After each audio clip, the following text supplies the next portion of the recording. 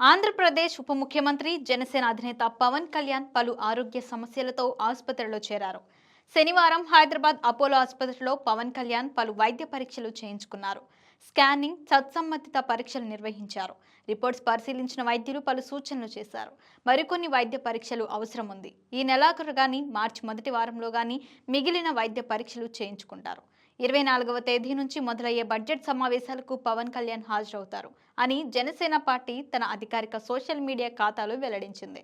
కాగా పవన్ కళ్యాణ్ గత కొంతకాలంగా సయాటికాతో బాధపడుతున్నారు. అందుకే ఆయన ఇటీవల సుబ్రహ్మణ్యేశ్వర స్వామిని దర్శిస్తే ఆరోగ్యం నయమవుతుందని భావించి కేరళ, తమిళనాడులోని సుబ్రహ్మణ్యేశ్వర స్వామి ఆలయాలను సందర్శించారు.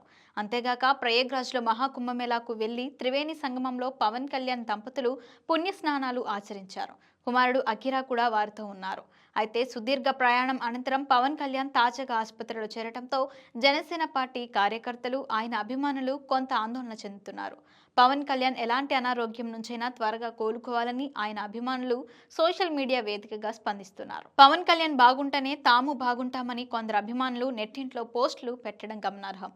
అయితే చిన్నపాటి వైద్య పరీక్షల కోసమే పవన్ ఆసుపత్రిలో చేరినట్లు తెలుస్తోంది. 24 నుంచి ప్రారంభం కానున్న ఏపీ అసెంబ్లీ సమావేశాలకు కూడా పవన్ కళ్యాణ్ హాజరవుతారని జనసేన వెల్లడించిన విషయం తెలిసిందే. దీంతో పవన్ ఆరోగ్యంగా ఉన్నట్లు తెలుస్తోంది.